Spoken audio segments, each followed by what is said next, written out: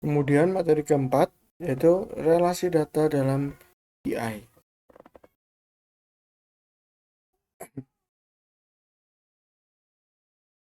Jadi BI ini adalah sistem dan proses untuk mengumpulkan, mengolah, analisis, dan menyajikan data dan informasi yang relevan dan bermanfaat dalam mendukung pengambilan keputusan. Relasi data dalam BI meliputi bagaimana data dikumpulkan dari berbagai sumber, dikelola melalui data warehouse, dan dikonversi menjadi wawasan bisnis melalui analitik. Perkembangan teknologi cloud dan SaaS telah membuat BI ini lebih mudah diakses oleh organisasi atau perusahaan termasuk startup dan UMKM. Selain itu, efektivitas manajemen data menjadi faktor penting dalam keberhasilan sistem BI. Nah, terkait dengan pengambilan keputusan dalam BI, ini dilakukan dengan yang mengubah data mentah menjadi informasi dan pengetahuan yang digunakan untuk yang pertama, mengidentifikasi performa organisasi, mendeteksi anomali dan masalah, dan melakukan analisis tren untuk perencanaan jangka panjang. Dengan BI ini, perusahaan mampu mengukur efektivitas, monitor KPI, dan meningkatkan efisiensi melalui dashboard interaktif dan laporan berbasis data historis maupun real time. Adapun faktor-faktor yang mempengaruhi keberhasilan BI, yang pertama ada dukungan organisasi, kompetensi SDM, kemudian integrasi sistem informasi. Kemudian yang terakhir ada kualitas dan konsistensi data. Nah, adapun peran pemerintah dalam BI ini itu melalui pengumpulan data makro dan mikro, kemudian pengawasan industri, serta perlindungan terhadap strategi nasional.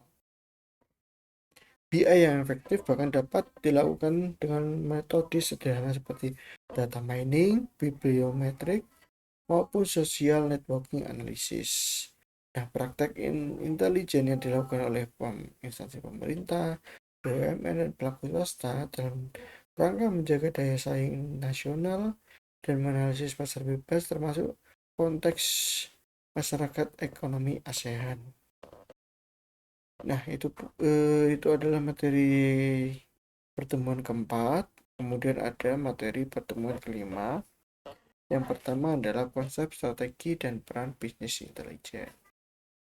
BI ini memberikan dampak yang signifikan terhadap efisiensi, kemudian produktivitas, perencanaan sumber daya, serta daya saing organisasi. BI kini dapat ditemukan di berbagai sektor, termasuk sektor kesehatan, keuangan, energi, hingga pertanian.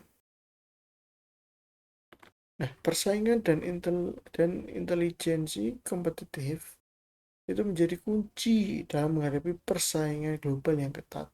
Proses ini mencakup deteksi dan respon dini terhadap ancaman pasar, kemudian monitoring kompetitor, dan yang terakhir adalah pengembangan strategi responsif dan skenario menurut penelitian. Keunggulan sistem BI ini berupa yang pertama pengambilan keputusan berbasis data nyata atau real data, kemudian identifikasi pelanggan potensial, efisiensi operasional dan pengurangan pemborosan, kemudian ada respon yang cepat terhadap perubahan pasar, dan itu ada berapa tadi? Ada 4 keunggulan BI. Nah, karakter dari BI ini menurut Stefan adalah tujuan sistem yang jelas, data relevan dan mutakhir, kemampuan sistem dalam mendukung kemudian, kemudian struktur pendukung yang terdiri dari teknologi, proses, dan sumber daya manusia. Selain itu, menurut Moss dan Atre 2003, menekankan bahwa lebih dari 60% proyek BI gagal karena lemahnya perencanaan.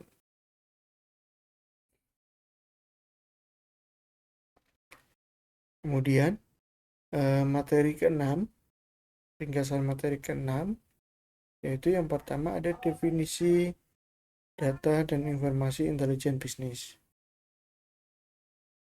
Adapun definisi dari data adalah simbol acak berupa angka, teks, gambar, dan lain-lain yang menjadi bahan baku informasi. Nah, kemudian informasi itu apa? Informasi itu adalah data yang telah melalui proses pengolahan, input, proses, output, dan memiliki makna untuk pengambilan keputusan. Kemudian ada data mining dan knowledge discovery in database itu digunakan untuk menemukan pola tersembunyi dalam basis data besar. Nah, ini ada pengelompokan komponen data dalam BI. Yang pertama ada data source, kemudian ada data movement and streaming engine, ada data warehouse server, ada mid-tier server, dan kemudian front end application. Kemudian strategi dalam memilih dan mengolah data BI. Beberapa aplikasi BI yang populer yaitu ada Google Data Studio, Domo, Tableau, dan Power BI. Kemudian persaingan dan nilai strategis BI. BI ini bisa membantu perusahaan bersaing di tengah globalisasi dan perubahan pasar.